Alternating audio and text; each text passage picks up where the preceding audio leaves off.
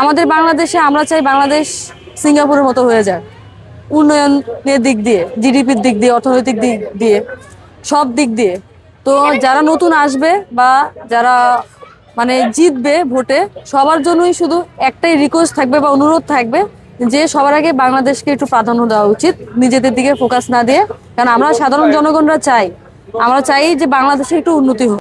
আপনি তো বাংলাদেশের সাধারণ একজন নাগরিক, তাই না? অতি সাধারণ একজন নাগরিক। সাবেক প্রধানমন্ত্রীর ছেলে তারেক রহমান উনি দেশে আসলো, এই বিষয়ে আপনার অনুভূতিটা কি?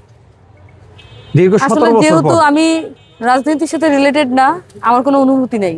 এখানে রাজনীতির বিষয় না, না। আমি বলছি যে সাধারণ নাগরিক হিসেবে এখন আপনার কেমন লাগছে? অবশ্যই এটা ভালো যে একজন মানুষের লং টাইম তার দেশের বাইরে ছিল, বাংলাদেশে আসতে পারতেছিল না, তার আজকে সুযোগ হয়েছে বাংলাদেশে ফেরার। এটার জন্য অবশ্যই এটা ভালো লাগা, তার জন্য যেমন বাকি সবার জন্য তেমন। তবে অবশ্যই এটা যাতে সাধারণ আমাদের মতো যারা অতি সাধারণ আছে তাদের যাতে দুর্ভোগের কারণ না হয়ে যায়, এই দিকে সবার একটু নজর রাখতে হবে। 17 বছর পরে দেশে ফেরা, তো নতুন রাজনীতি আপনি কিভাবে দেখছেন, মানে কিভাবে আপনি চান আপনি সাধারণ নাগরিক হিসেবে? সবার আগে দেশপ্রেম, দেশের উন্নয়ন, তারপরে নিজের স্বার্থ।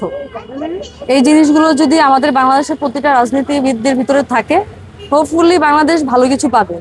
কারণ আলটিমেটলি তো আমরা দেশের জন্য কাজ করব।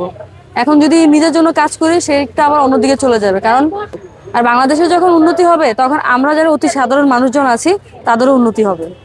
আচ্ছা, এই যে আপনি বললেন যে সিঙ্গাপুরের মতো আপনি দেখতে চান দেশকে, হ্যাঁ, অর্থনৈতিক দিক দিয়ে। সেইটা ফলো করলে আপনার এই দেশের রাজনীতিকদের আসলে কোন জিনিসটা, কোন দিকটাকে আপনি বেশি ফোকাস করা দরকার? সব ভাইয়া, যে কোনো রাজনীতিবিদ হোক বা হচ্ছে আপনার সাধারণ মানুষ হোক, সবার আগে যদি দেশের প্রতি প্রেম থাকে, সেক্ষেত্রেই দেখা যায় আমরা সিঙ্গাপুর, জাপান বলেন, ওই দিকে আমরা যেতে পারবো, নিজেদের দেশটাকে নিয়ে উন্নয়নশীল একটা দেশ তৈরি করতে পারবো। কিন্তু আমাদের বাংলাদেশে যে ব্যাপারটা সবসময়ই থাকে যে একজন আরেকজনকে ডমিনেট করা, এই দিকটা যদি আমরা একজন আরেকজনের পিছনে লেগে থাকি, আমরা কিন্তু কখনোই বাংলাদেশকে ওই লেভেলে নিয়ে যেতে পারবো না। তো সবার আগে দেশপ্রেম থাকতে হবে। আপনার যদি দেশের প্রতি প্রেম থাকে, ভালোবাসা থাকে, মায়া থাকে, দেশ নিয়ে চিন্তা থাকে, সেক্ষেত্রে আপনি দেশকে উন্নয়নের দিকে নিয়ে যেতে পারবেন, এর আগে না।